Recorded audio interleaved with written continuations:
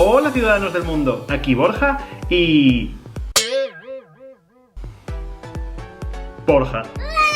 Hoy María no está. Me voy de viaje a Suecia por un viaje de trabajo, así que voy a aprovechar esta ocasión para hacer un pequeño vídeo con un montón de reflexiones acerca de la idea que María y yo tenemos de Europa, de la Unión Europea y de lo que sería nuestro sueño, que sería la Europa federal, por el que luchamos día tras día en las redes sociales y que esperemos que algún día se materialice y se haga realidad. Así que no me voy a retrasar más porque el taxi ya me está esperando en la puerta. El avión sale en 2 horas exactamente y puede que haya tráfico de aquí a Dublín, así que no quiero jugármela. ¡Hala, chicas! ¡Que me marcho! Muy bien. Hasta dentro de 3 días.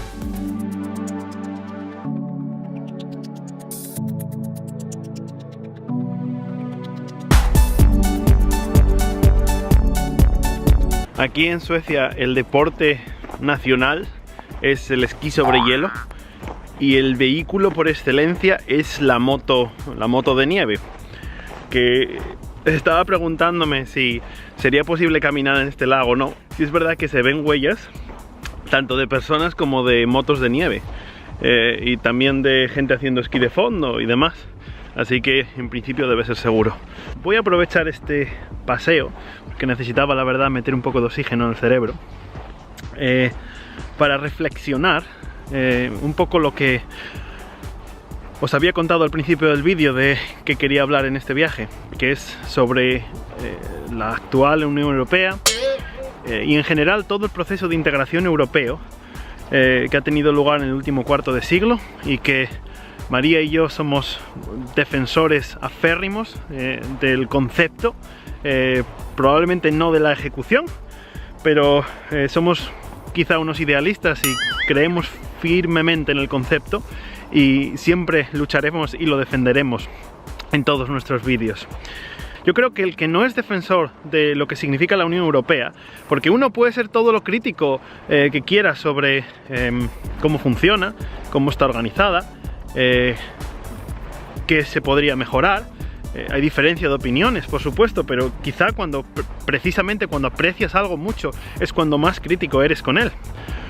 Algo que no aprecias simplemente te da igual, y la razón yo creo que por la que hay gente que hoy en día se denomina como euroescéptica es porque realmente no conoce las grandísimas ventajas, sobre todo para nuestro país, que era un país muy pobre cuando salimos del franquismo, supuso la entrada en la Unión Europea. Vamos a ir quizá nombrando las principales. La principal de todas para mí es la defensa de las 4 libertades fundamentales. Free movement of goods, of services, of people and of capital.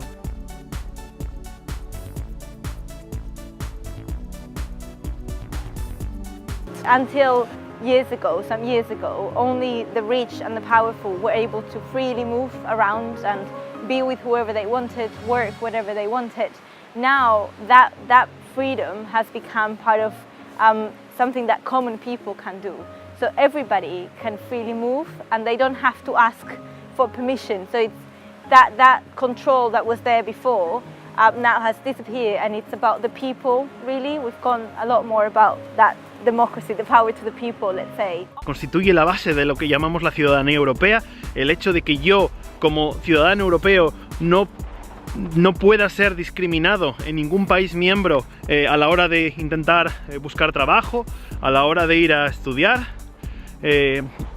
y que mi nacionalidad no suponga ningún lastre. Y esto lo entenderán cualquiera que ha ido a trabajar o que ha querido ir a trabajar fuera de la Unión, que ha tenido que lidiar con papeleos infinitos, con visados, con permisos, con chequeos con chequeos policiales, incluso si te dedicas a una profesión de la sanidad. Occupation. She just got a job at this big bank here in Sweden. No, your occupation. For 10 years I was an accountant in New York, and then I just quit just the other day. Anything's possible, you know. I just put down unemployed.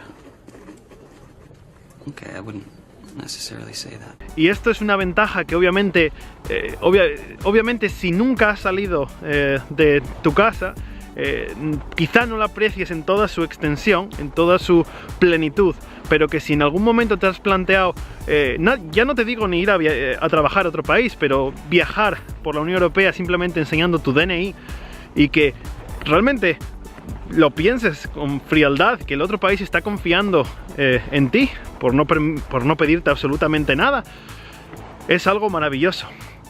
Es algo maravilloso y que a mí me parece el mayor logro en toda la historia de Europa en general, teniendo en cuenta sobre todo nuestro pasado muy virulento, y que Europa no ha sido capaz de salir de una guerra y meterse en otra hasta que realmente empezó la Unión, ¿verdad?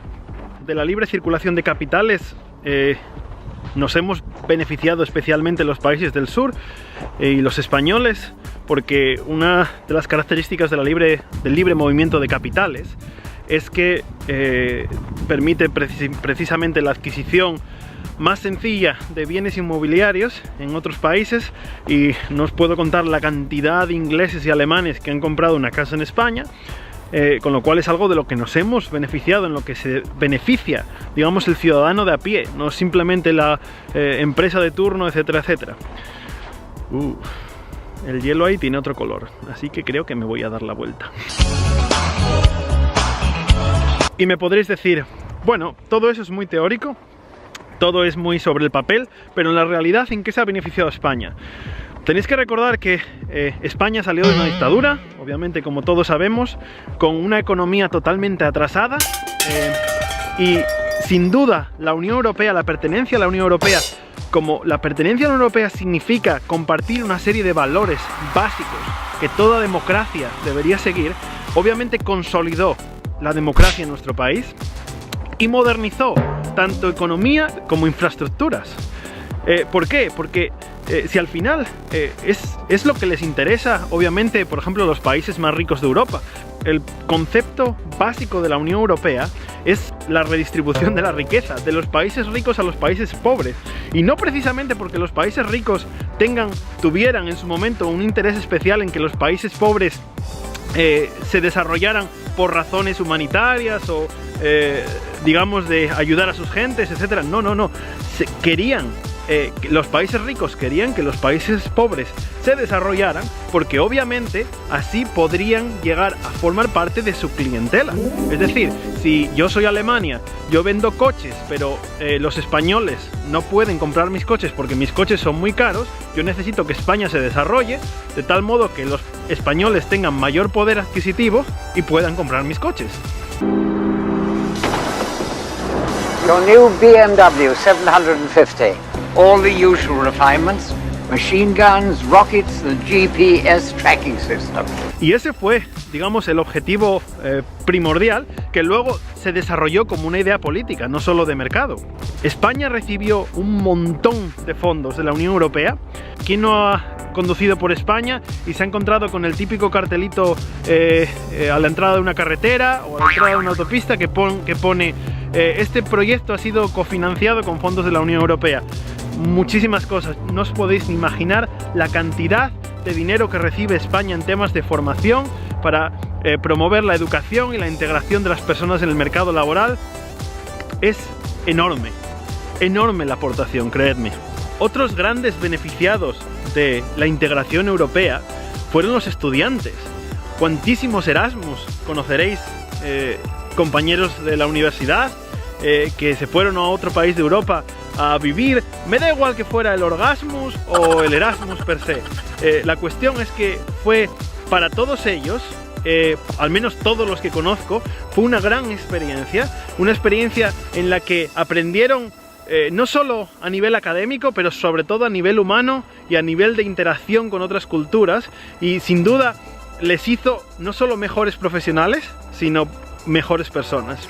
Y luego tenemos el euro, sin duda, y nunca mejor dicho, la moneda con dos caras, que nos ha venido bien en muchas cosas y obviamente también ha tenido sus deficiencias y su mal funcionamiento para otras, ¿vale?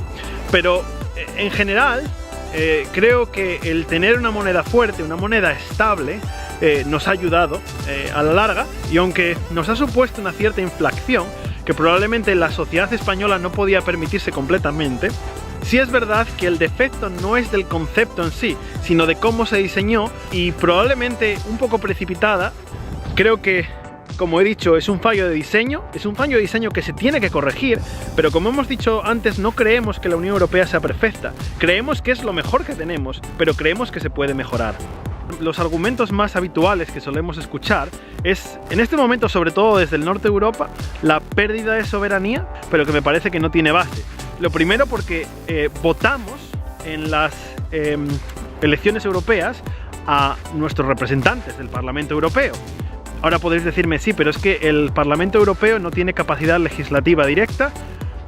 Pero bueno, es que ahí entramos en el terreno de discutir otra de las cosas que podríamos cambiar de la estructura comunitaria actual.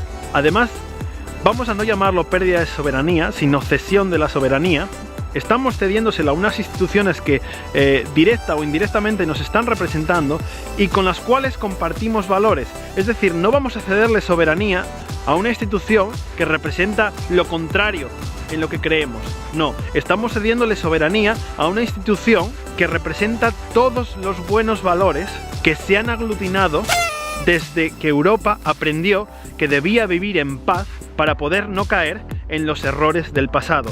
Y podríamos seguir infinitamente enumerando todas las ventajas, desde el derecho de voto, por ejemplo, si vives en otro país, yo en Irlanda puedo votar en las elecciones municipales, porque obviamente son las que más me van a afectar en mi vida diaria, y sin duda podría estar así dándole vueltas a este lago infinitamente, pero esto es lo que se me ha ocurrido en esta pequeña reflexión. Y me parece a mí que voy a dejar de tentar a la suerte y me voy a volver al hotel, porque a pesar de que en el vídeo no se note, hace bastante fresquí ahora porque se ha puesto el sol y la temperatura empieza a bajar drásticamente. Así que nos vemos más tarde.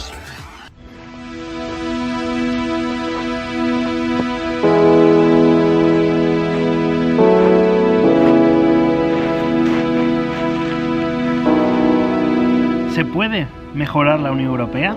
Definitivamente. ¿Debemos romper con ella? Absolutamente no. La Unión Europea necesita muchos cambios porque, como dice un político europeo al que sigo bastante, la Unión Europea ofrece demasiado pocas soluciones y las que ofrece las ofrece demasiado tarde. Ha sido un ejemplo de cómo no se deben gestionar diversas crisis que ha tenido últimamente, desde los rescates hasta la crisis de los refugiados. Parece que se trata últimamente de una institución que le encanta meter problemas debajo de la alfombra.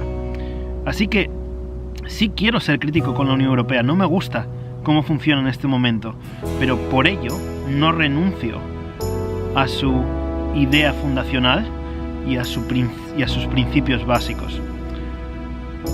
Y creo que, sobre todo observando a mis compañeros aquí, que son de diversas nacionalidades europeas, podemos aprender muchísimo unos de otros. ¿No os imagináis lo rico que es abrazar una perspectiva diferente a la propia, en muchos aspectos, en lo profesional y en lo personal?